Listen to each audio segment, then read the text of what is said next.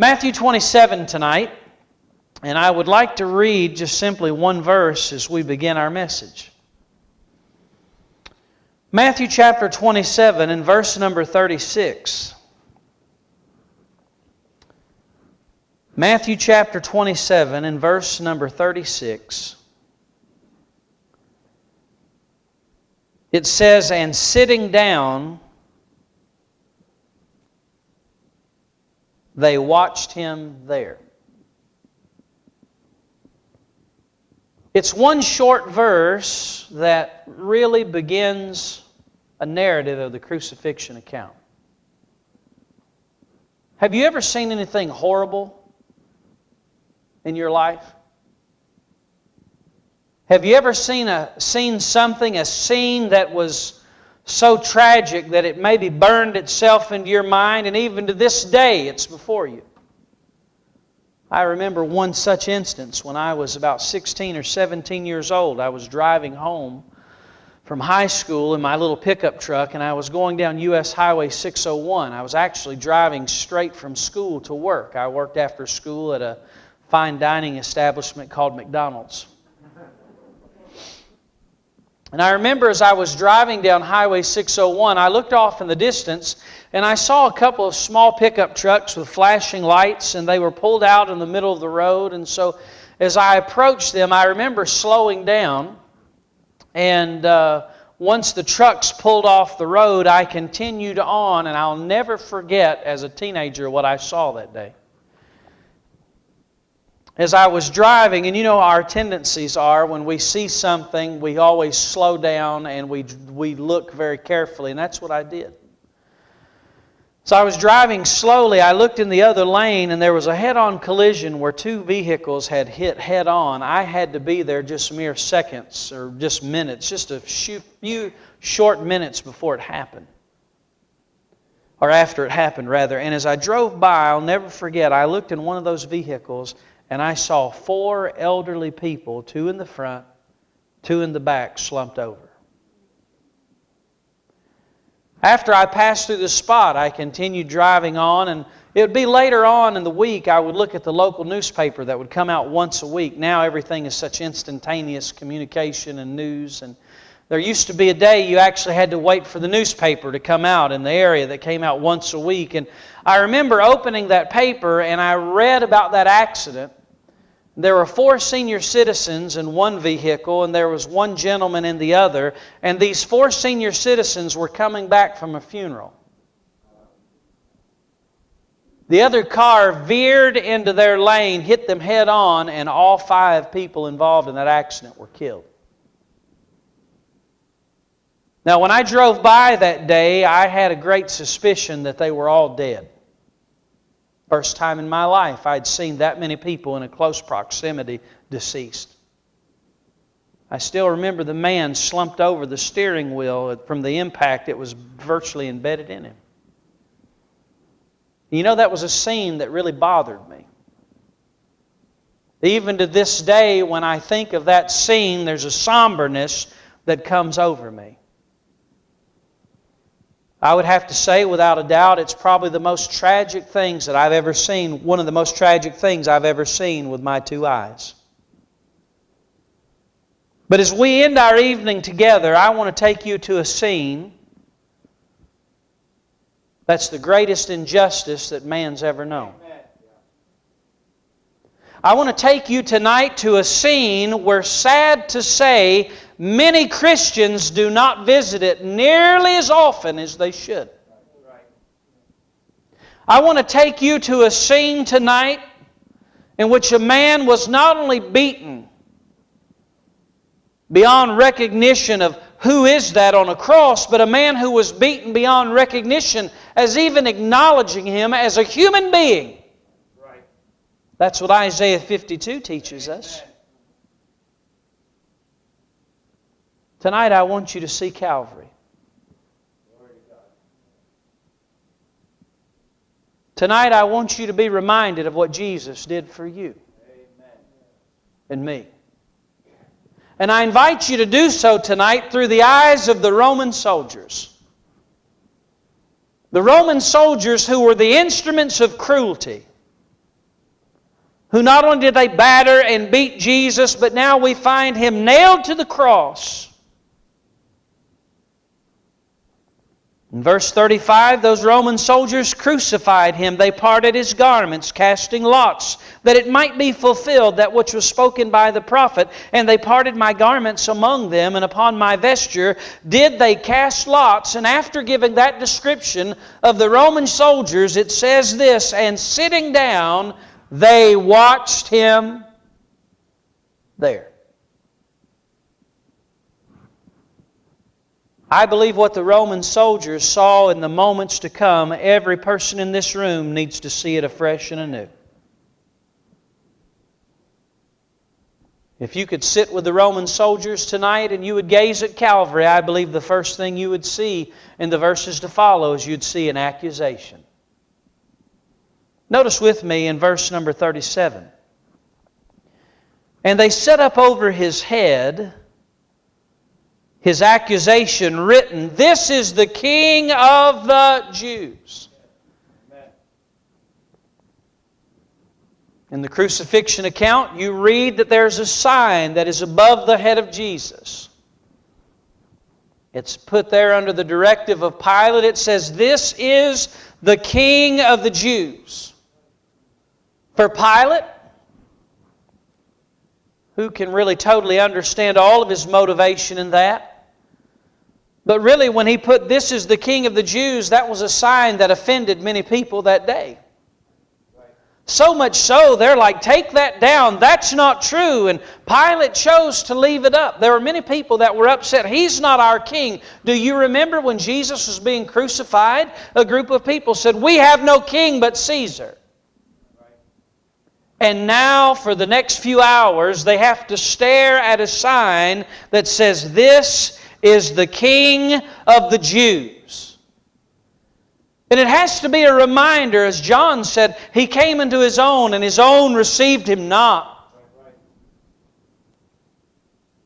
And that day, Pilate puts up a sign that bears witness to every Jew as they see that bloodied body hanging on the cross. They see the accusation that was made, "This is the King of the Jews." And I'm afraid that Pilate sometimes did more to point people to who Jesus was than the average Christian today. Yes, Pilate made a fateful mistake, and no matter how many times he washed his hands, he would stand guilty for what he did. But at least on a sign he put, "This is the King of the Jews." I wonder how many Christians here tonight are pointing people to who Jesus is. Amen. What did the Roman soldiers see? They saw an accusation, and that accusation said, "This is the King of the Jews." But I believe if we look through the eyes of the Roman soldiers, not only would we see an accusation, we'd see an association. Then in verse 38, "Then were there two thieves crucified with Him, one on the right hand and another on the left." The other day I spoke on the subject, how that Jesus is the friend of sinners. I'll not repreach the message, but I am so glad that Jesus came from heaven's glory to die on an old rugged cross between two thieves. There's a great symbolism in that. There's a great understanding that you and I need to grasp, and every person in Dover, Delaware needs to grasp, and it's this: "For the Son of Man came to seek and to save that which was lost." Not a person in this room can stand up and say with confidence, "Jesus didn't die for me." My friend, He wants to be your friend tonight. He's a friend of sinners. And He died in between these two thieves. He died for religious, moral, unsaved people in churches. He died for drug addicts. He died on the cross for those that have committed great and horrible sins. He died for those that were liars. And He died for thieves. Amen. His association. And I just say again tonight that if Jesus was a friend of sinners, so should we be.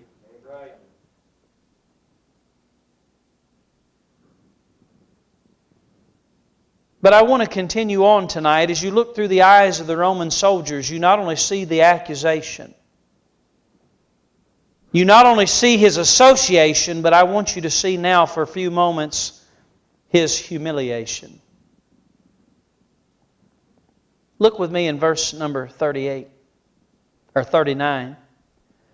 And they that passed by reviled him, wagging their heads, and saying, Thou that destroyest the temple and buildest it in 3 days, save thyself. If thou be the Son of God, come down from the cross. Likewise also the chief priests, mocking him with the scribes and elders, said, He saved others, himself he cannot save. If he be the King of Israel, let him come down now from the cross, and we will believe him. He trusted in God, let him deliver him now, if he will have him. For he said, I am the Son of God. You say, why in the world did you read it that way? Because they mocked him. Right. One of the reasons I think that we need to take a good long look at the cross is to remember that Jesus was humiliated for us. Right.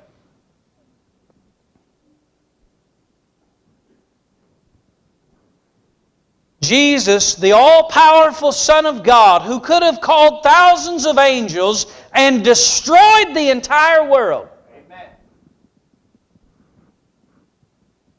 listened to the mocking and the scorn of the religious crowd. And ladies and gentlemen, when I look at Calvary tonight, you know what I'm reminded of? If He was willing to be humiliated for me, I ought to be willing to be humiliated for Him. Amen.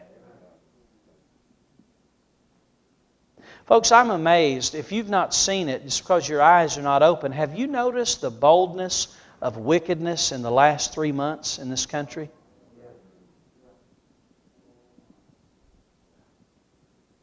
I would almost say it's like a supernatural charging that you see taking place in various places. There's a rising of wickedness. And I don't believe that this is the time in which the children of God ought to be ashamed of the gospel of Christ. I think it's high time for all of us to stand up like Paul of old and say, For I am not ashamed of the gospel of Christ. I'm talking to some of us here tonight. Listen, you're ashamed or you fail to really understand the humiliation. If you're here tonight and you're ashamed of Jesus, it's because you've not thought much about the fact that He humiliated Himself for you. Amen.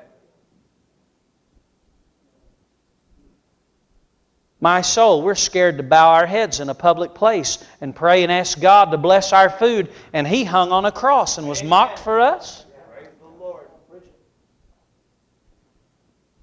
We say, well, I know, but if I, have certain convictions, the world looks at me and they label me. Listen to me. Whatever happens to you is not going to even cast a shadow upon what happened to Jesus when He hung on the cross. Amen. I remember whenever I was a kid, my dad, when I was born, he was 42. My mother was 36. Now, those ages to me sound really young right now. I mean, I'm 45, and that's not old at all. But I'm going to tell you something. I didn't realize this, but at that juncture of my life, it didn't take but just a little while when I went to school, when kids looked at me and said, Did your grandparents drop you off at school today? The first couple of times, I'm like, no, that's my mom and dad. Well, then I started putting two and two together, and I said, wait just a second. His parents look a lot younger than mine. And and it got to the point when my parents, when they would bring me to school, you know what I would do? I would just sort of look and run out of the car as fast as I could and run in so that nobody would see them, because I just hated those questions. If they were picking me up from school, I just sort of wait by the door and then make a mad dash at the last second. Why? Because I was so embarrassed. I was so ashamed. And there are some of you tonight, you look at me judgmental and you're like, I can't believe you, Brother Beal. If anybody, you ought not have been ashamed of your parents. And you could just read me the riot act and take me down the road. And you'd have every right to do so. You'd look at me and say, Brother Beal, you have no right to be ashamed of your parents. You ought to be proud of your parents. But listen to me, there are many of us who are ashamed of the Savior. Amen.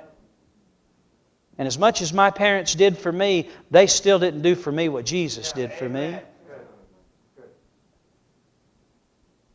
Young people, I'm going to tell you, you're facing a culture today that is going to be more hostile to Christianity than the culture I was raised in. But if Jesus was humiliated for you, don't you be afraid to be humiliated for Him. What did those Roman soldiers see? Those Roman soldiers, they saw humiliation. The Son of God was humiliated. He was mocked. And by the way, ladies and gentlemen, He was mocked 2,000 years ago and He's still mocked today. Now, I could give you 1,000,001 reasons tonight why I think that rock music should have no place in the life of a Christian, but I'll give you a big one right now. I'm amazed at the blasphemy that comes from that industry when it comes to Jesus. Amen. Listen to me, when you can take a star and her name's Madonna and she does a concert hung upside down on a cross, listen to me, ladies and gentlemen, that's mockery. Amen. Right. That's blasphemy. And my friend, if you're a Christian here tonight, and that's what feeds your soul, listen to me. If they made fun of your parents like they make fun of your Savior, you'd have no part of it. Listen to me tonight. When you see how they treat Jesus, if they mock Jesus, listen, they're no friend of grace. Amen. Right. What those Roman soldiers see, they saw an accusation. This is the King of the Jews. People need to see who He is today, the Son of God. John the Baptist said, Behold the Lamb of God, which taketh away the sins of the world. The association, He hung on a cross to die for you and for me. His humiliation. But I also want you to see tonight His rejection.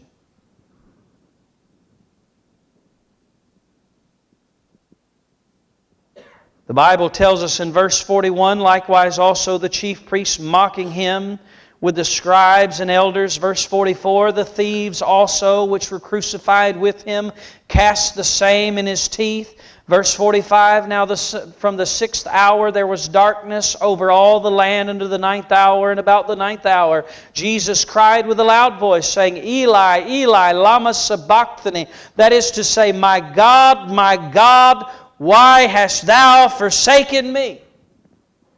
Amen. You know what those Roman soldiers saw with their own two eyes? They saw rejection. Right. They saw that Jesus was rejected by the chief priests and scribes. Here is the religious crowd, and they looked at Jesus as if He was reviled and He was hated. And I find that there's a religious crowd today that hates Jesus as well. You say, well, I would expect the atheist to hate Jesus, but there's a religious crowd today. They don't view Jesus as the Son of God. They don't view Him as being virgin born. They might esteem Him to be a good man. But you know what? They don't see Jesus. They have the same problem, the chief priests and scribes. They fail to see Him as the Son of God. You see, it's not just the atheist that rejects Jesus. Listen to me. Organized religion in Delaware rejects Jesus. You say, that is harsh. I know it is, but it's reality. And people die and go to hell in liberal churches that treat Jesus as if He's some ordinary man. Some people get to hell through the devil's drink. There are others that get there through religion. And you can mark it whether it's true or not by what they do with Jesus. Amen. He was rejected by the chief priests and scribes. He was also rejected by the thieves. Both of them at one point. Right. A lot of times we say, well, there's one who said, remember me when thou enterest into thy kingdom. And Jesus said, today thou shalt be with me in paradise. And I'm glad that happened. But earlier in the story, they both rejected Him. Right.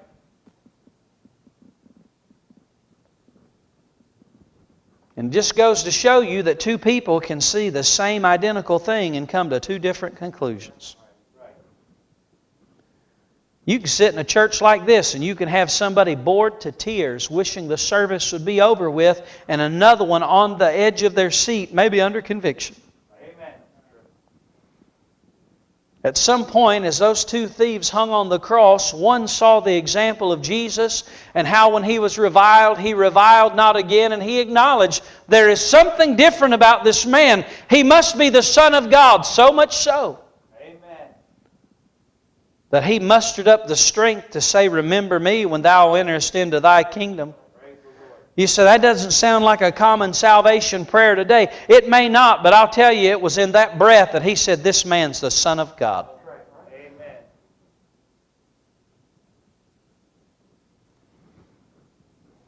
Jesus was rejected by one thief on the cross. He was accepted by another. There are two types of people in this room tonight. Those who have accepted Him, those who have rejected Him. There's no middle ground. Amen.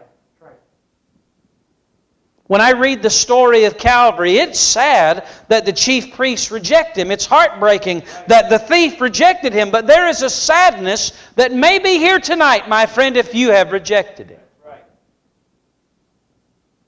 You say, well, I'm in church tonight. That doesn't mean you've accepted Him. You say, well, preacher, I've been raised in a good home. That doesn't mean that you've accepted Him. Say, preacher, I go to this Christian school. You say, preacher, I don't do all the things that people do out there in that society, in this society. Listen, but as many as received Him, Amen. Praise the Lord. to them gave He power to become the sons of God, Hallelujah. even to them that believe on His name. Amen. I want to ask you tonight, which cross are you hanging on? Are you hanging on the cross of acceptance? Or are you hanging on the cross of rejection? Amen. Every one of you, you're hanging on one of those two tonight. He was rejected by the chief priests and scribes. He was rejected by both thieves initially. And ladies and gentlemen, the greatest rejection that I will fail miserably in understanding is the rejection he sensed when he said, my God, my God, why hast thou forsaken me? Amen.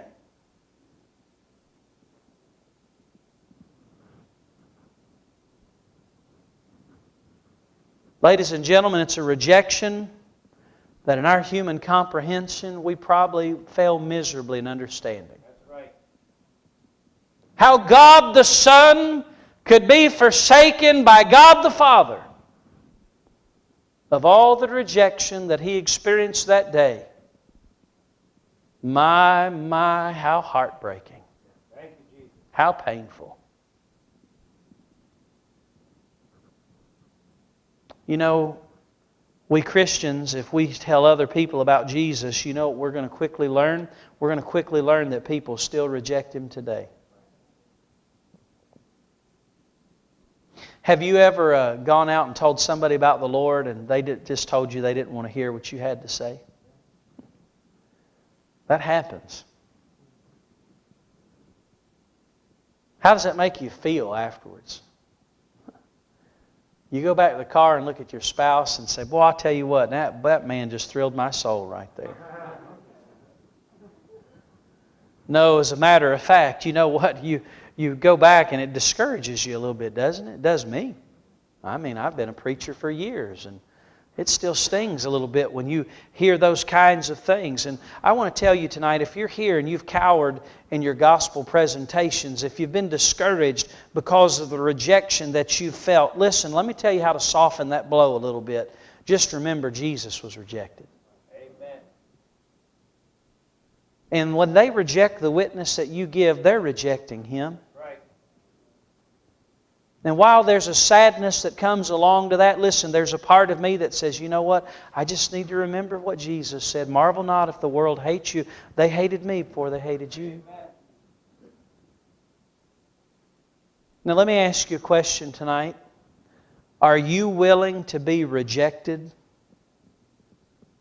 for Him? Amen. Hey, every teenager, you look this way. Let me tell you something. Most people aren't standing in line in schools today, your age, saying, I want to identify with Jesus.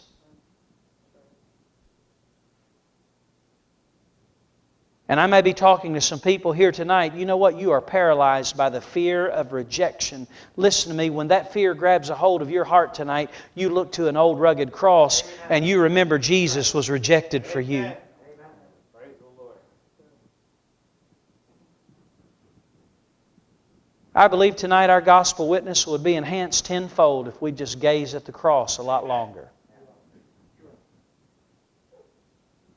So tonight, we see His association, or His accusation. We see His association. We see His humiliation. We see His rejection. And now I want to show you His confusion.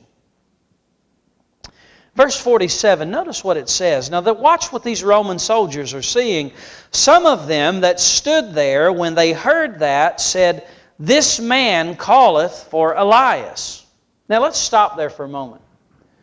Casual reading of that, you say, I don't really understand what's taking place. Jesus is hanging on the cross, and He says, Eli, Eli, lama sabachthani. That is to say, my God, why hast Thou forsaken me? There are people that hear that. They hear something that has some semblance of Elijah in it, and some of them speculate among themselves, and they say, he must be calling for Elijah. Verse 48, and straightway one of them ran and took a sponge and filled it with vinegar and put it on a reed and gave him to drink.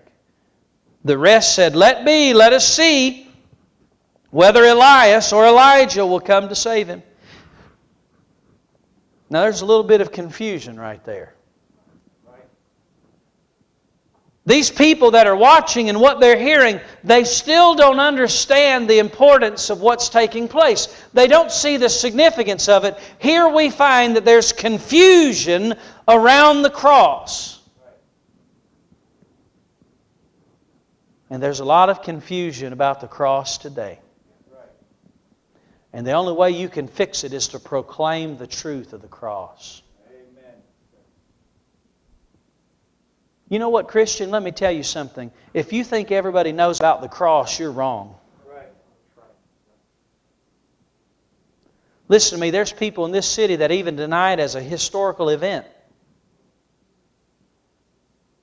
There are other people, they say, well, I know we celebrate Easter and we have this and that, but they really don't have an idea of the significance of what took place on the cross. If you're here tonight and you say, Preacher, I'm not very eloquent and I don't know how to tell people about Jesus, listen to me, just read the gospel account of the crucifixion and tell them about the cross. Amen.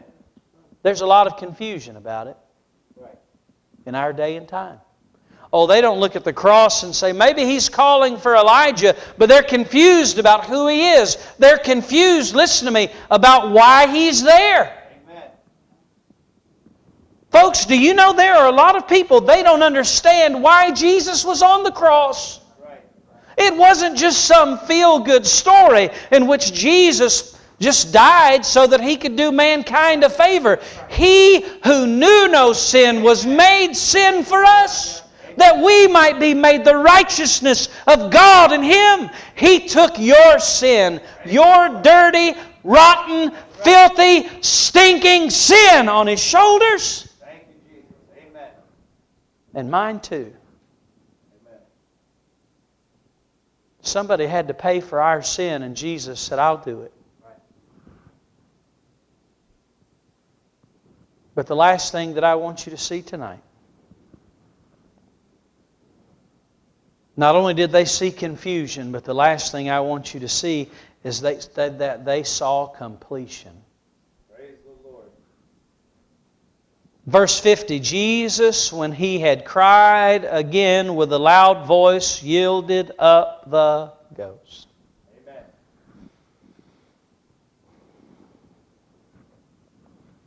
You read in other gospel accounts and you'll see that there are several phrases that Jesus said while hanging on the cross. One of those, a phrase that I'm very, very glad to tell you of tonight, is as Jesus hung on the cross, He said, "It is finished." Amen. Praise the Lord. If those Jews who had denied Him, if they had only acknowledged Him as the Son of God, they would say, "There's no more sacrifices. All the blood sacrifices." Listen, there is the blood sacrifice on the cross. Amen. But you know, when I hear those words, "It is finished," it reminds me of this. I can't work for my salvation. You're here tonight and you say, well, instead of humbling myself and getting saved, you say, I just soon just try to do the best I can. Maybe I can work my way to heaven. Listen to me. Jesus said, "It is finished," and you can't add to it or take away from it. Praise the Lord. Most of the time when something's finished, that's a bad thing. If you're in the household and maybe you've got a big meal on the table and it's all gone and somebody says it's finished, you say, well, it's taken up. There's nothing more to partake of. When Jesus said it is finished, He was not saying there was a limited supply. He said the work is done, and this work that He completed, listen to me, ladies and gentlemen, can wash away the sins of the entire world. Hallelujah. Amen. Praise the Lord.